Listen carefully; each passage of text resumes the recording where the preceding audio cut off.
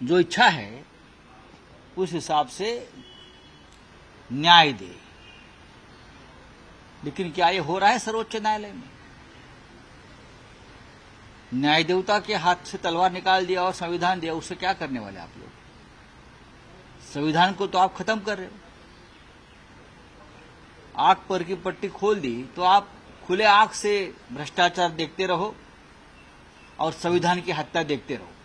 खुले आंख खोलकर देखते रहो। और उसका अनुभव हमने लिया है, हमारी पार्टी ने लिया है, शरद पवार साहब ने लिया है। एक संविधान के खिलाफ बनी हुई सरकार महाराष्ट्र में सर्वोच्च न्यायालय ने आंख पर पट्टी बांधकर ये सरकार चलाई। 2 साल तक तारीख पे तारीख निर्णय नहीं दिया। ऐसे बहुत से निर्णय हैं जो संविधान के हिसाब से होने चाहिए थे। संविधान की हत्या तो यहाँ इस देश में दर दिन होती है। अब न्याय देवता के हाथ में आप संविधान की किताब देकर आप आरएसएस का एजेंडा चला रहे हो क्योंकि उनको एक प्रचार करना है। ये प्रचार है, ये प्रोपेगेंडा है। क्योंकि लोकसभा चुनाव में संविधान खतरे में क्या जो नारा गूंजा और घर घर तक गया, तो ये जो आप किसी ने निर्णय लिया है, ये बीजेपी का और आरएसएस का प्रचार करने की ये एक बहुत बड़ी कोशिश है। जो परंपरा चलती आई है कि हमारी न्याय देवता सभी को उसके हाथ में एक तराजू होता है और पट्टी बांधी। मैं देखूंगा नहीं कौन छोटा है कौन बड़ा है, सबको समान न्याय होगा, न्याय का तराजू समान होगा। लेकिन हुआ है क्या? 10 साल में ये नहीं हुआ है और हम उसके सबसे बड़े विक्टिम हैं। मैं आदरणीय सर न्यायाधीश जी, मैं लॉर्ड्स के ये पूछूंगा कि महाराष्ट्र की विधानसभा खत्म हो गई, भंग हो गई, लेकिन आपने 40 जो ऐसे विधायक है जिसने 10th शेड्यूल का भंग किया संविधान की, उसके ऊपर आप निर्णय नहीं ले सके तो कौन सा संविधान है? आपके लाइब्रेरी में संविधान वाली आप एक मूर्ति रखेंगे, आप उसे क्या होगा? देश की जनता ने सब कुछ देख लिया है। आपने हमारी पार्टी किसकी है, शिवसेना और राष्ट्रवादी कांग्रेस, और चिन्ह किसका, उस बारे में निर्णय नहीं दिया है। क्योंकि संविधान जो है, संविधान कहता है और कानून ये कहता है कि अगर 40 लोगों का डिस्क्वालिफिकेशन होता है तो निर्णय अलग हो जाता है। और आपने इस बारे में पहले स्ट्रिक्चर पास किए हैं कि ये गलत हुआ है महाराष्ट्र में। ऐसे बहुत से संविधान के खिलाफ जो काम हुए हैं हमारे न्याय क्षेत्र में, उसके बारे में हम बोल सकते हैं।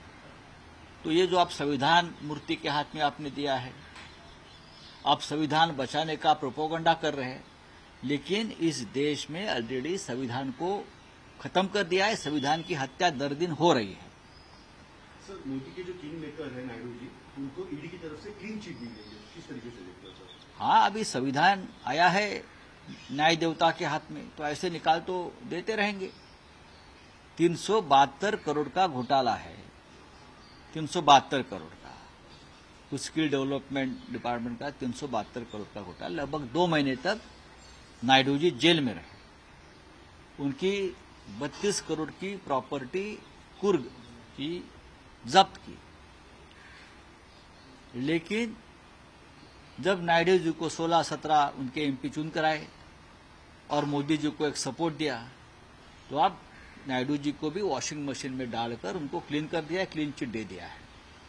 ये संविधान हमारा है, आज का संविधान है। हमारा संविधान नहीं है, ये उनका संविधान है, ये उनका कानून अलग है। अब ये और कोई होगा तो ईडी वाले, सीबीआई वाले पकड़ पकड़ कर मोदी जी के पास लेके जाएंगे, मोदी जी मशीन में डाल देंगे, क्लीन होकर बाहर आ जाएंगे। देश देख रहा है। इस देश के जनता ने भी अपने आंख पर पट्टी नहीं बांधी है, वो तो पहले से खुला है। आपने अभी न्याय देवता की पट्टी खुली है आंख से। आपने न्याय देवता के हाथ से तलवार निकाल दी है, लेकिन ये तलवार जनता के हाथ में है अभी भी। हाँ बोलिए। हरियाणा में अभी चुनाव हुए थे, नतीजे आए थे, लेकिन अब एक याचिका जो है सुप्रीम कोर्ट में दायर की गई है, जिसके चलते जो 20 सीटें हैं अब उस पर दोबारा से चुनाव हो गए। ईवीएम में गड़बड़ी जो है, याचिका में लिखा गया कि ईवीएम में गड़बड़ी की वजह से अगर एविडेंस सामने आए हैं उस बारे में, बार बार सामने आते हैं, लोकसभा में भी हो गया, लेकिन सर्वोच्च न्यायालय ने क्या किया? जो आप संविधान के रक्षक बनकर सामने आए हैं, रिटायरमेंट के लगभग, अब रिटायरमेंट होने वाली है मुख्य न्यायाधीश साहब की, लेकिन ईवीएम के बारे में आपने निर्णय नहीं लिया। इस देश के करोड़ों जनता का ईवीएम के ऊपर विश्वास नहीं है।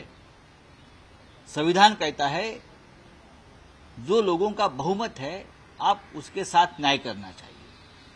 अगर इस देश की जनता चाहती है कि ईवीएम पे वोट नहीं होना चाहिए, पूरे विश्व में ईवीएम निकाल दिया है, लेकिन हमारे सर्वोच्च न्यायालय ने ईवीएम को भी क्लीन चिट दी है। ये संविधान के खिलाफ है, मैं मानता हूं। और हरियाणा में तो बहुत बड़ा गड़बड़ हो गई है। 0.6%। हरियाणा में डिफरेंस कितना है वोटों में आपको मालूम है ना? 0.6। कांग्रेस और बीजेपी में 0.6% का डिफरेंस है, और 0.6% में आपको 30 सीट का कैसा फायदा हो सकता है? ये पूरा गणित कांग्रेस के दिग्गज लोगों ने जनता के सामने रखा है, और मुझे लगता है, मैंने भी जब देखा तो मुझे भी आश्चर्य हुआ, लेकिन मुझे नहीं लगता है कि न्यायालय में इस बारे में कोई निर्णय होगा या न्याय होगा, क्योंकि हमने देखा है महाराष्ट्र के बारे में कोई न्याय नहीं होता है। सर, महाविकास आघाड़ी की आज बैठक है। कांग्रेस ने कल दिल्ली में ये कहा कि लगभग 215 सीटों पर जो है चर्चा पूरी हो गई है, कुछ सीटों पर देखिए, लगभग आज की हमारी आखिरी बैठक हो सकती है। आज के बाद बैठक नहीं हो सकती शायद, क्योंकि आज हमको पूरा जो विषय है सीट से बंटवारे का वो खत्म करना पड़ेगा, क्योंकि चुनाव की घोषणा हुई। राहुल साहेब, मराठी बोला. प्रश्न आहे की न्यायदेवतेच्या मूर्तीच्या रचनेत बदल करण्यात येणार आहे अशी माहिती समोर येते. त्यात डोळ्यावरची जी पट्टी आणि हातातला तराजू, डोळ्यावरची पट्टी हे जे काय आता- तराजूऐवजी संविधानाचं हातातून तलवार, न्यायदेवतेच्या हातातून तलवार काढली. आम्ही वर्षानुवर्ष ती पाहतो, हातात तलवार आहे. अन्याय करणाऱ्याचं मुंडकं उडवून टाकू,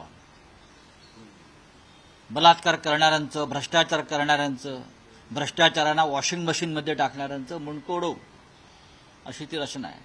आणि डोळ्याला पट्टी यासाठी आहे की माझ्यासमोर किती मोठी व्यक्ती असू द्या, मी ती व्यक्ती किती मोठी आहे, किती पदसिद्ध आहे, किती श्रीमंत आहे, किती शक्तिमान आहे, ते पाहून मी न्याय करणार नाही. न्याय सगळ्यांसाठी समान आहे, हा तराजू आहे न्यायाचा. पण या देशात गेल्या 10 वर्षामध्ये असा न्याय झाल्याचं मी पाहिलं नाही. संविधानाचं रक्षण झाल्याचं आम्ही पाहिलं नाही. त्यासाठी लोकसभेमध्ये संविधान खतरमेचा नारा आम्हाला द्यावा लागला. या देशातलं संविधान बदलायची संपूर्ण कारस्थान रचण्यात आलं होतं, आणि या देशाच्या जनतेनं संविधान वाचवण्यासाठी मोदींचं बहुमतच काढून टाकलं.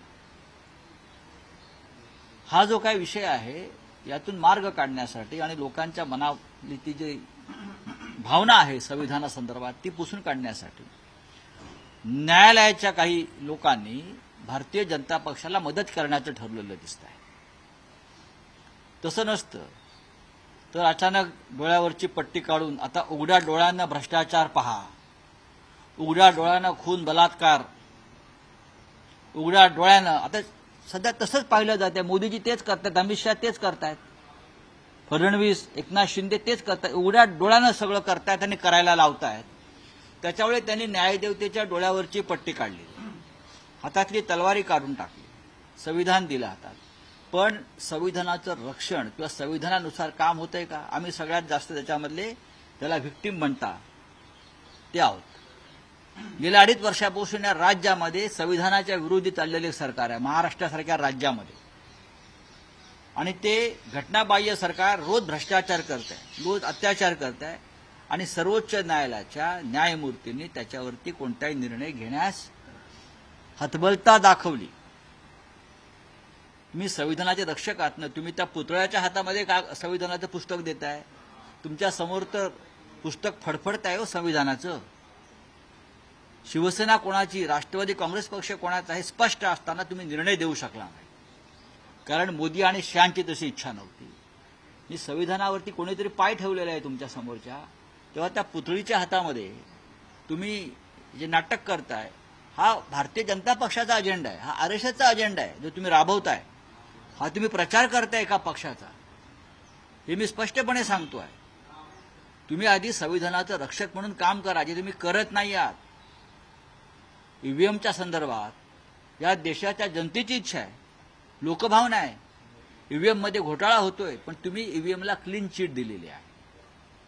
तुम्ही या देशामध्ये संविधानाचा गैरवापर करून, कायद्याचा गैरवापर करून लोकशाहीतल्या विरोधी पक्षाला खतम केलं जातं आणि तुम्ही डोळे उघडे ठेवून बघताय.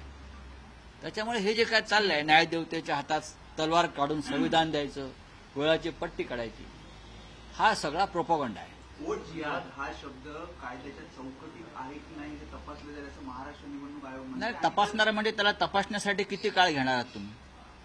आणि तुम्ही सांगा ना, आम्ही 24 तासात तपास करू. वोट जिहाद कायद्याच्या चौकटीत आहे की नाही हे पाहायला फार मोठी समिती लागत नाही किंवा तज्ज्ञांची गरज नाही. तुम्ही याला जाती आणि धार्मिक रंग देत आहे. या देशात मुस्लिमांनी मतदान करायचं नाही का? ख्रिश्चनांनी मतदान करायचं नाही का? जैन समाजानं मतदान करायचं नाही, पारशांनी मतदान करायचं नाही, हा वोट जिहाद होतो? तुमचे किरण रिजिजूजी सरळ सरळ सांगतात की मुसलमानांनी भाजपला मतदान करावं, आम्ही तुम्हाला मंत्रिपद देऊ. हा वोट जिहादचा विषय होऊ शकत नाही. सर, निवडणूक जाहीर होतात 359 जीआर काढण्यात आले होते, मात्र त्यातील आता 112 टेंडर आणि जीआर मागे घ्यावे लागले सरकार. मागे घ्यावे लागले, ठीक आहे, पण त्यांच्यावरती ऍक्शन काय होणार आहे? लाडकी बहीण योजनासारख्या ज्या योजना आहेत किंवा अनेक अशा योजना आहेत, टोल माफीसारख्या योजना आहेत, या तुम्हाला टोल माफी करायची होती ना, मग 2 वर्षापूर्वी का नाही केली? निवडणुकीच्या आधी का केली? लाडकी बहीण योजना तुम्ही 2 वर्षापूर्वी आधी का नाही केली? निवडणुकीच्या आधीच का केली? म्हणजे हा सुद्धा एक प्रकार तुमचा वोट जिहादच आहे. राऊत साहेब, महाविकास आघाडीच्या जागा वाटपात अशी माहिती मिळते की महाराष्ट्रात काँग्रेस हा मोठा भाऊ असेल, तर मुंबईत शिवसेना युबीटी जास्त जागा लढवेल. नाही, मला त्याच्याविषयी आता काय बोलायचं नाही. आज आमची महत्वाची बैठक आहे, बहुतेक आज आम्ही शेवटचीच बैठक असेल. आज आम्हाला हा निर्णय घ्यावे लागतील. हे लहान भाऊ मोठा भाऊ जे प्रकरण आहे, हे आमच्या तिघांपैकी कोणाच्या डोक्यात नाही. भ्रष्ट सरकार जे महाराष्ट्रात चाललंय त्याचा पराभव करणं एकत्र येऊन, हाच आमचा अजेंडा आहे. आणि त्यासाठी कोणाला 2 पावलं मागे यावं लागलं तरी आमची तयारी. महाराष्ट्र सामान्याची जबाबदारी जयंत पाटलांकडे आहे, त्यांची दृष्टी देखील मोठी आहे, त्यामुळे येणाऱ्या काळात त्यांच्याकडे मोठी जबाबदारी शरद पवार देण्याची शक्यता वर्तवली. पवारसाहेबांनी जयंत पवारांच्या मुख्यमंत्री पदाचे मला असं वाटत नाही. जर तसं पवार साहेबांचे संकेत असतील तर त्याच्यावरती आम्ही चर्चा करू, पण पवार साहेब असे कधी कुठले संकेत देत नाहीत. मधल्या काळात त्यांनी रोहित पवार यांच्यावर सुद्धा मोठी जबाबदारी टाकण्याची घोषणा केली होती. आणि एका पक्षात 2 मुख्यमंत्री होत नाही.